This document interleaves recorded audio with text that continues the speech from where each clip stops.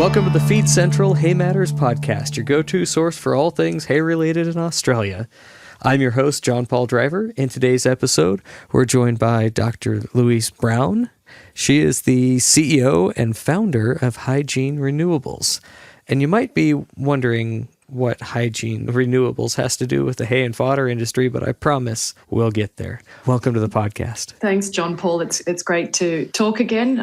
We first met a year ago, and it's really great to continue the conversation. At the AFIA conference in a hay and fodder world, right? Yeah, correct. I find myself drawn to this world quite often, and there is a connection between being a scientist and working with the ag industry. So yeah, happy to tell the story. Well, where does it start? I am a scientist by training. I have a PhD in biophysics and was part of the academic world for nearly 20 years, developing technology very much for adding value to the body of knowledge of just science. But then along the way, we made quite an interesting discovery where we could make hydrogen gas from an engineered organism or a bacteria. So that was the start for us, and I left the academic world back in about 2021 and have spun out technology we started developing into Hygiene Renewables. So I am the CEO of Hygiene and one of 4 founders. We are a deep tech startup company, and we're scaling up green hydrogen production from biomass residues. So the biomass is the loose connection to what we do, but really the stronger connection is where the value of hydrogen is for the ag industry, that we can, get to that. You're using biomass, which is where hay and fodder comes in as a feedstock, but then there's also an output that's useful to farmers. Correct. So we do make hydrogen, and hydrogen is a pretty interesting chemical. It's probably the most abundant chemical on the planet today, but we actually have to make it. And I can go into details of where it comes from today, but we have to make it in a cleaner way.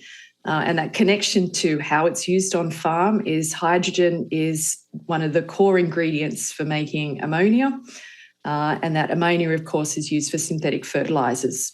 So you can start to see that connection between, we use at Hygiene that biomass residues as our feedstock input. That's the energy we need to be able to make the hydrogen, to make ammonia, to then go back on farm and be used, helping with food production. So I'm no expert in this, so help me stumble through this. I looked up the Haber-Bosch process. That's the origins of nitrogen fertilizer and explosives and all sorts of other stuff. It's 1 part nitrogen, 3 parts hydrogen, NH3, right, to make ammonia. Correct. So if you have nitrogen and hydrogen, you can make fertilizer. And so you're talking about taking biomass, plant stuffs, and making fertilizer out of it. This is the input-output model that we're talking about. And I suspect we're going to talk about getting it down to farm scale. Yeah, how we're doing. Okay, so let me dial back to actually how do we do this? How do we start to replace the ammonia that today comes from the Haber-Bosch process and then start to green it and find other ways that we can then take it from, large scale, which is how Haber-Bosch is done today, back onto the farm. So you're correct. Hydrogen is a core component to that NH3 molecule, the ammonia molecule. And the Haber-Bosch process today takes the nitrogen from the air, but it needs that supply of hydrogen. And that hydrogen is made from the fossil fuel industry today. So we call it brown hydrogen because it's come from natural gas or coal. So it can be black hydrogen. It's really dirty. It's got a really high carbon footprint. So the hydrogen that goes into ammonia, into the Haber-Bosch process, you then need high temperature, high pressure. So a lot of energy is required to form that ammonia molecule. The only way you can get the economics to work is to do it at very, very large scale. So we're talking plants which are close to, 100 tonnes of ammonia per day. So super large plants, they sit usually next to where the fossil fuel industry is, where the hydrogen is made. They take the hydrogen, they make the ammonia, and then there's a fertiliser product that follows. Sometimes the ammonia gets turned to urea. You use carbon dioxide to be able to do that. And the oil and gas industry has that CO2 supply as well. So it's a really dirty process, really high carbon footprint, but it's what goes into food production today. So I think someone once said to me that, half of our body is made from ammonia that's come from the fossil fuel industry. So our carbon footprint ourselves is not great. So we definitely need a way to decarbonize production of ammonia, which actually means decarbonizing the production of hydrogen first. So green hydrogen today is dirty in its production method. More than 99% comes from that fossil fuel industry. And half of that hydrogen is used for ammonia production. So it's a really big industry today. So there's a lot of effort going into how can we make it more clean. And we hear a lot about electrolysis.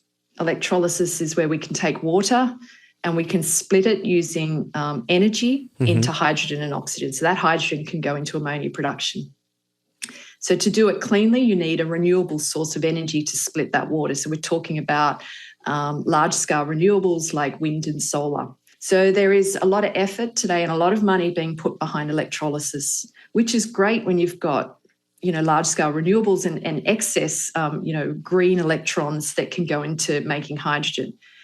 But if you're in regions where you don't have that land for solar farms or wind farms, or it's not very windy or sunny, you need other ways to be able to make hydrogen. And why we need to make it close to where it's used is because hydrogen is not a molecule you really want to be moving around today. It's very small, it's difficult to compress, a lot of cost and complexity goes into trying to move it around. So you want to make it close to the source of where you want to use it. So this is where we came in. As I said before, I'm from the university sector, and we work in a field called synthetic biology. It's a new way that we can engineer organisms, microbes, to do things they've never really done before. So back in about 2018, my team and another academic called Professor Robert Willows, we engineered bacteria to be able to take in sugar molecules. So this is where the sugar connection to the biomass comes from. I'm thinking oat and hay right off the top of my head. Yeah, absolutely. So you take in the sugar molecule, and we've engineered this organism to have it's like a catalyst. It's got an enzyme pathway that convert that sugar into hydrogen now. So there is a lot of bioengineering that goes into taking the sugar to hydrogen. Sorry, CH4 is sugar? Yeah, very simple monomeric sugars. So we can work with things like glucose, xylose, or ribose. They're very simple. We can work with any type of sugar, but really from one sugar, theoretically, you can make 12 hydrogen molecules. And that's where we've been focused our tech development on, our research, to make sure we can optimize as much hydrogen out of one sugar molecule. CH12O6 is glucose. Very good. There we go. I love the chemistry in this. I had to look it up. Well, but it helps to think. H is hydrogen. We have H's available in sugar.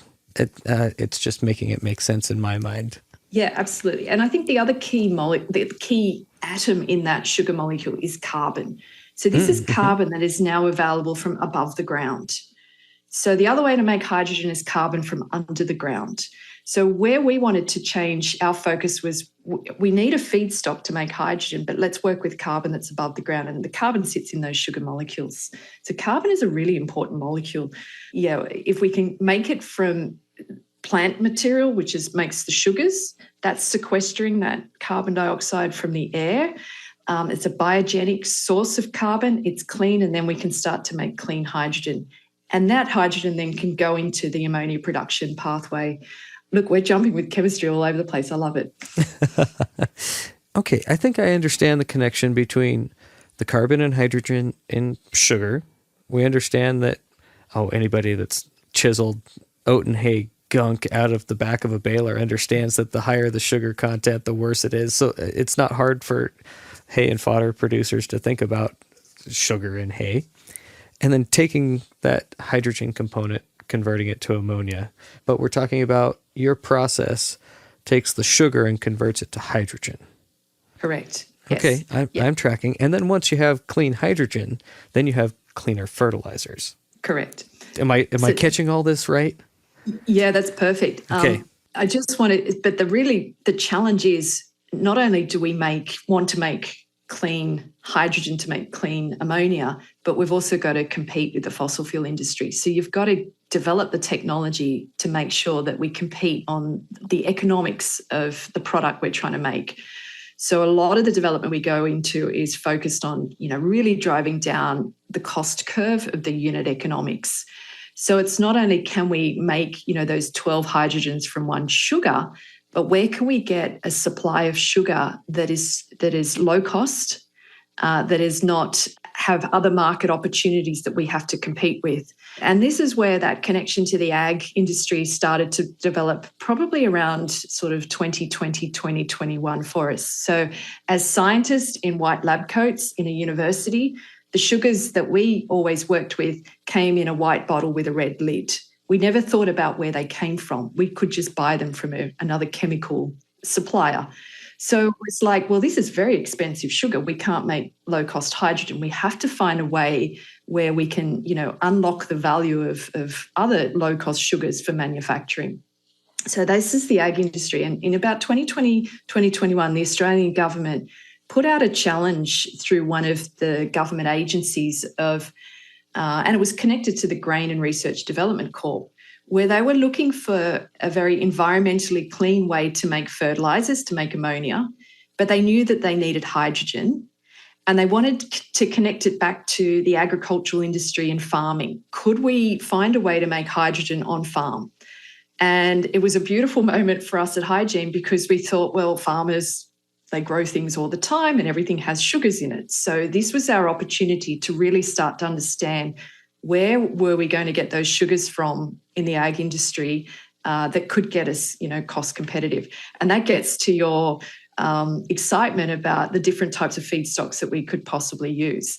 But I can tell you it's probably not what you thought we'd end up using where we see the value. So I'm happy to talk through feedstocks if we can go there next. Absolutely. Yeah, so we started talking to the ag industry and farmers, really trying to understand sort of the supply of feedstocks, the cost of feedstocks. It is an input that we have to purchase. I don't know about many farmers that give things away for free. I haven't found one yet.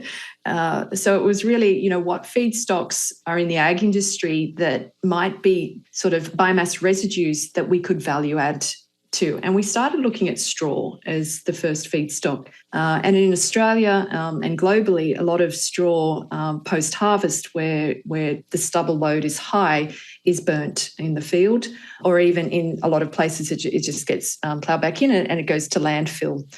Now, that in itself has a carbon footprint. So, of course, you burn and you produce CO2, but if you put it back in the land, there's a methane component to it. And methane is 20 times worse than CO2. So we knew that there was an excess load of straw stubble that we potentially could tap into. So, again, we're leaving stubble that is needed for soil health and other benefits. And it was looking at that excess straw that was available. We then worked with farmers and connected actually with Feed Central, saying we needed some material we could test because, I am a scientist. I don't have a farming background. I didn't have a lot of connections in the ag industry then. And Feed Central were fabulous at giving us a whole range of different products or feedstock, straw and hay that we could test. And we worked through many different feedstocks from all the different wheat, barley, sorghum, corn straw. So all the straw products, we looked at hay, oaten hay, vetch hay as well, canola. We looked at even the milling products from the grain industry. We tried some of their waste products. We've looked at cotton gin trash. So today our team has tested over 130 different biomass feedstocks with our technology. But by testing, what that means is we have to pull that sugar content out. And it's not just the soluble sugars, the nutritional sugars that have value as an animal feed. It's those lignocellulosic sugars, the ones locked in the fibers, are the ones that we wanted to... The ones that are completely indigestible by animals. Correct. Yeah. So this is where straw is really interesting, because when you can unlock those sugars and we can extract them, about 40% of the weight of that straw is usable sugar. So you go from soluble sugars, which is roughly 10%, to about 40% in what we find is really valuable for our process. That's much higher than I anticipated. Yeah, and it doesn't require a lot of treatment to be able to extract those sugars. There is a heat process to pull apart the fibers. and then we get the complex sugars come out, and then we get them into their single monomeric forms. So there is an enzyme process to simplify them so we can use them in our process. But yeah, we find on average between about 30 to 40% of a lot of the straws have usable sugars. And so this is very low-cost sugar feedstock now for our process to be able to make low-cost hydrogen. Mm-hmm. So this is where, that engagement with the ag industry, we needed to then, we knew we could get a lot of sugar out of straw. It was really trying to understand, what is that cost to collect that straw? What is that price point where a farmer will change their behaviour to want to then collect the straw for our purposes and work with us, rather than burning it on the field, or using it for animal bedding, for example.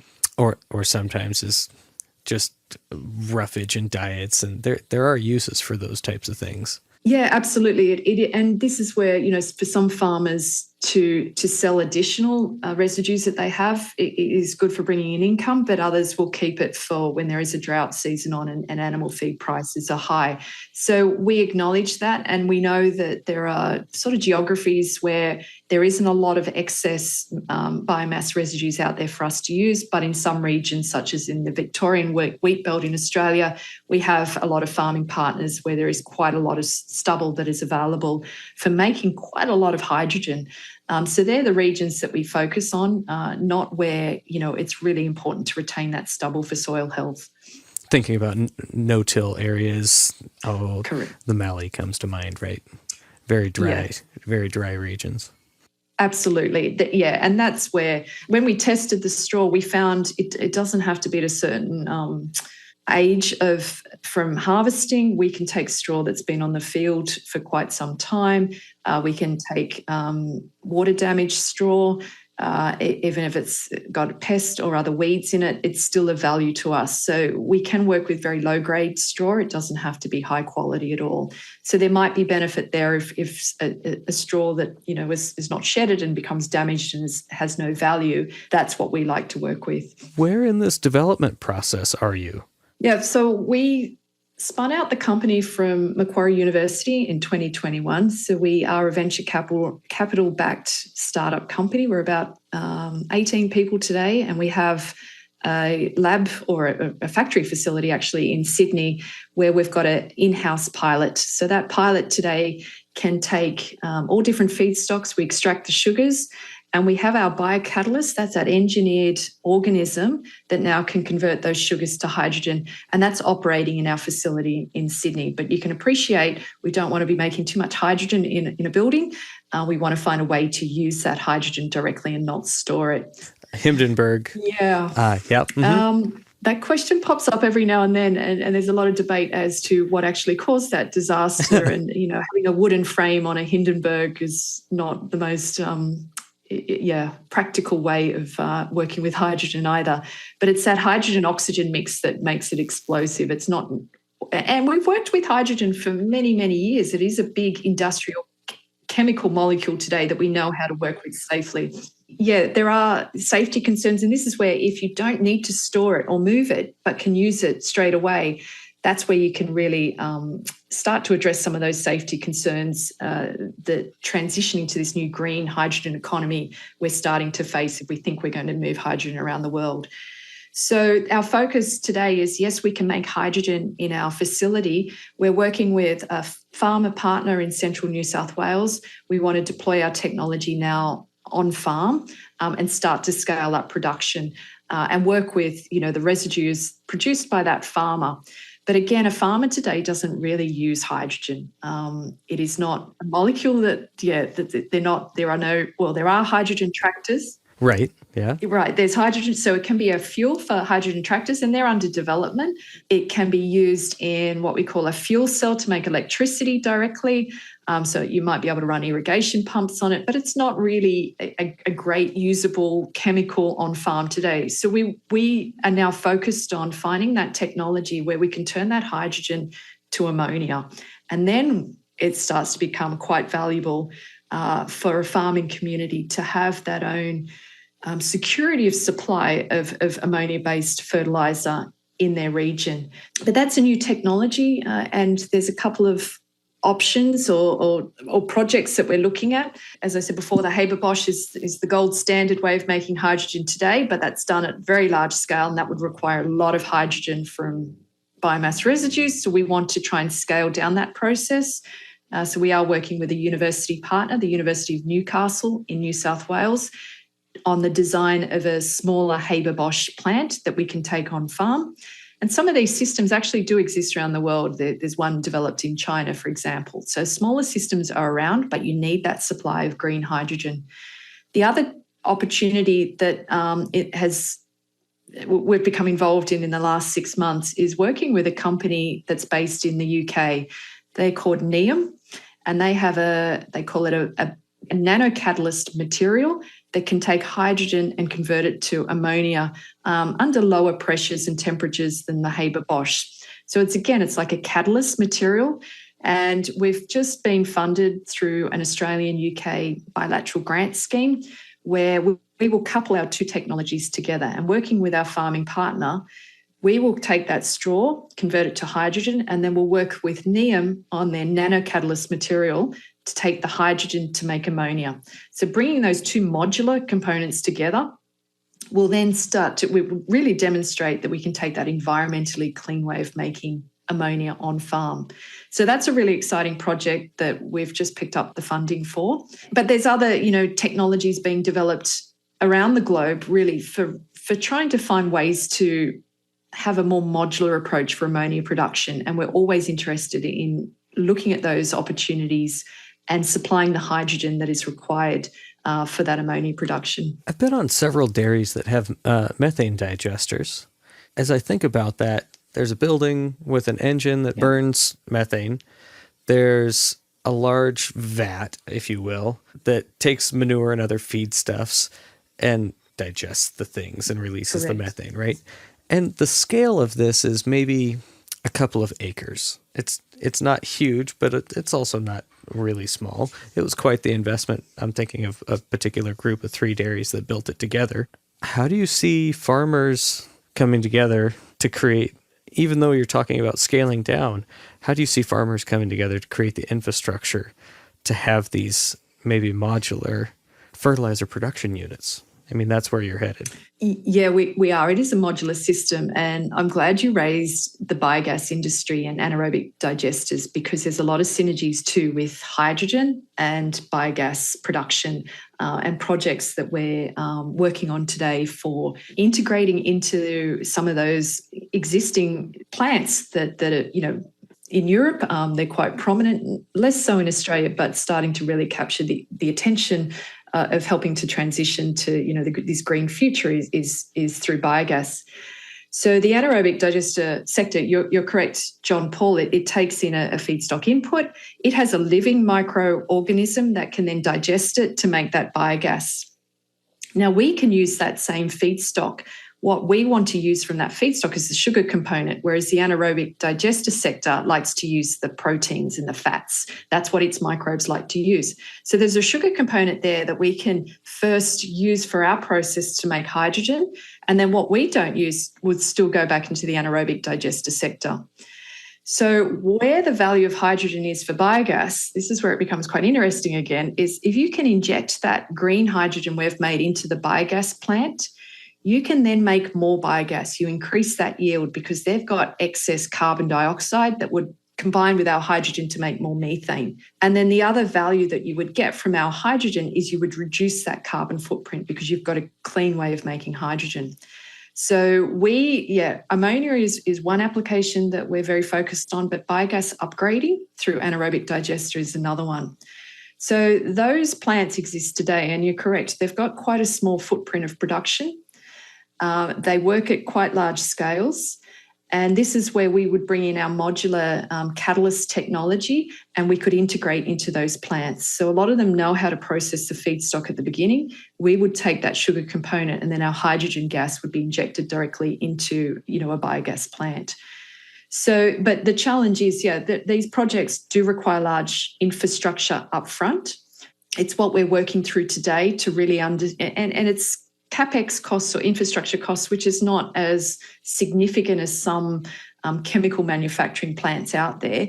They are tanks and steel in the ground and vats and sugar and just flow bed reactors. So it's quite simple, but it is an upfront cost. But the value over time for producing those, if it's biogas or ammonia, the payback, we're quite confident is there for the farmer. And this is what we're working through today through the field deployment of our technology with our farming partner in New South Wales, where we will start to test what some of those business models look like for getting a return on investment on that upfront capital cost. So we're not there yet. Not quite. Are we talking about a 5-year horizon, 10-year horizon? Definitely not 10. We'll deploy our technology in the field from next year is our aim. And that will be a small modular plant. We're targeting maybe 10 kilograms of hydrogen, which will make about 50 kilograms of ammonia. And if our performance of our catalyst in the field is as good as it is in our facility in Sydney, then that could be even 5 times as much. So it's quite a substantial green hydrogen plant. And then from 2026 to 2027, we start to scale up into what we call commercial demo. So we want to be targeting production of like 1 tonne of hydrogen per day, which will make 5 tonnes of ammonia. So quite substantial amounts. That starts to sound like farm level fertilizer production to me. Correct. Yeah. And then by 2028, that commercial full scale would be a 10-tonne hydrogen per day plant. So you're starting to look at a cooperative arrangement for supply of that feedstock. And then the value would be, distributed again to that regional area from where that feedstock is coming from. So not really on farm in terms of one farmer would have a 10-tonne plant likely on site, unless they're a major player. But really to make those economics work and to bring that value back to the communities, especially for ammonia production, we do need to start producing at scales between sort of that 1 to 10 tonnes of hydrogen, which would get to that 5 to 50 tonnes of ammonia production per day. Yeah, 5 to 50 tons of ammonia actually sounds like a reasonable amount. Yeah, that's a scale that a farmer can talk about. Yeah, correct. And it's something I've learned from engaging with farmers is they don't talk in kilograms. They like to talk in tons when they talk units. So I've had quite a lot of learnings from a farmer in terms of, units of scale. But we are ambitious. We know, the AD sector, the anaerobic digester sector absolutely works at those scales. Yes. We need to achieve that, and we want to achieve it over the next 5 years. And by 10 years, absolutely have commercial deployment of our plants at scale. This all sounds like almost science fiction, but it's so exciting to think about taking, true waste products, something that's being burnt or just plowed under, and converting it into hydrogen that you might use as fuel or into fertilizer to put right back on the ground. At a community level, that community component is really cool too. Yeah, for us, it's about decentralized manufacturing. So it is the future that we see. It's about having security of supply of chemicals. We will always need chemicals for processes such as fertilizer. We can't electrify everything. There is that component where we need those green molecules. And this idea, the way the world operates today, we know doesn't work well of supply chains. We make it in one place and then we try and ship it. There's a carbon footprint with that. So the future has to be about decentralized manufacturing. It has to be about providing or value adding to materials that we have, if it's byproducts or carbon above the ground. So it's a biomanufacturing future where we've got better tools available to us today to be able to work with organisms to make molecules in a cleaner way. So it is futuristic. We call it the new bioeconomy. It is biomanufacturing. We want to value add as well. And it's important that we pay farmers for feedstock input. Waste is not a free commodity. It's valuable. And we have to make sure that the value is provided to those that are growing that feedstock.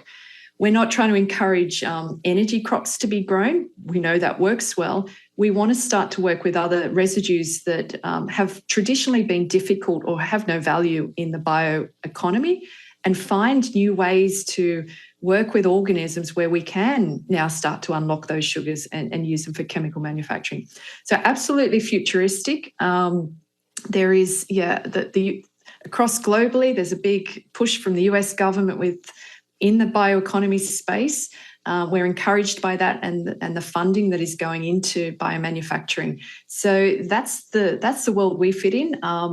But we've got it, it's the technology driving these new market opportunities, but it's important we can engage with the right off-taker or the farmer to make sure that what we are building in the laboratory will work, on a day-to-day operations on farm. I'm looking for a quote, and it's one of my favorites. In 1899, a newspaper columnist said that everything that can be invented has been invented in 1899. And I always like to keep that in mind as we talk about futuristic things. There's a whole world of things that haven't been invented yet, and we just can't conceive of them because they're not normal to us. So we're not talking about horses and buggies anymore. We're talking about hydrogen-powered tractors. And this is just the next iteration, and it's so fascinating to me. Yeah, I agree. I think it is the next generation. But going back to your quote of, has everything been invented? I think it has. And a lot of the answers come from biology. It's just, do we have the right tools to be able to unlock what biology has taught us? So if I go right back to the beginning of our story, we looked at another organism that could make hydrogen, which was green algae. And that's where we got the DNA code or the footprint, the blueprint for how we were going to do it in a more economical way that we could take it on farm. So in some ways, yes, the answer was in biology, so it had been invented. We just didn't have the tools until sort of 10, 20 years ago for being able to work with organisms and DNA like we do today. So synthetic biology, this new field, is just an enabling technology. And maybe it leads to new inventions of how we can do things in other ways. But I'm a big believer that biology always has the answers. And, biology has evolved to solve problems, and we can always find really interesting organisms that make lots of interesting things, but can we do it in a better controlled way? So that's what sort of biomanufacturing is about, is looking to biology for inspiration. You just argued that biology already has all the answers. We just have to figure it out. Yeah, correct. I like that. I like that. And biology is complex. Oh, yes. Do you have any closing thoughts? We see a massive opportunity for the ag industry for this transition to, the green future global green hydrogen economy that we need to reach soon. There are benefits that go beyond just making green chemicals, but it's going to go into our food production systems. It'll go into energy security. And I know the pressures from farmers to reduce their carbon footprint is here today, but it's going to intensify. We need to still increase our food production, and we've got to do it with a lower carbon footprint. So the green hydrogen transition should not just be owned by those that have wind and solar and lots of it and can make lots of hydrogen in those renewable rich areas. There is an opportunity to use biomass for manufacturing and bring the benefits back to those regional agricultural communities. So that is our mission, is trying to value add and support the industry, but get farmers to think differently about some of their residues and how can they value add. Very interesting conversation, John Paul. I didn't know where we were going to go with it. When you get a farmer, he's going to ask farm questions. I have a modicum of science background. I did terribly in chemistry. I was an economics major. So all of the practical chemistry that I have today is hard-earned on the farm, learning how fertilizer works, learning how soils work, learning how bacteria that live on the plants of lucerne have a symbiotic relationship with the lucerne plant and provide the nitrogen that it needs. All of these things I've learned out of necessity. And it sounds like you're not very far off. I'm trying to relate here, of course. You're not very far off of what farmers deal with all the time. Yeah, our farming partner that we work with closely, I was talking to him last week, and he came and toured our facility, and he actually said the same things. He says, what you do is very similar to what we do on the farm. It's about getting that additional 1% out of everything we do because it adds up.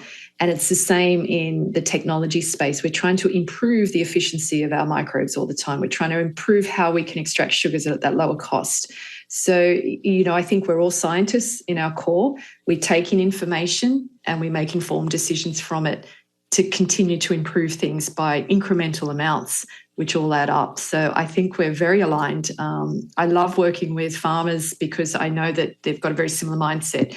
It's the awareness of everything and gathering information and data and processing it to make a single decision. It's an inspiring sector to engage with, and we've learned a lot from the last sort of 2 years working with the ag industry. Louise, thank you very much for your thoughts today. This has been educational, if nothing else, but also a little inspiring to think of the green fertilizer that's coming down the pipeline. That's exciting to me. Again, I've been joined by Dr. Louise Brown, CEO and founder of Hygiene Renewables. This podcast is proudly sponsored by Feed Central. Stay tuned in for upcoming episodes.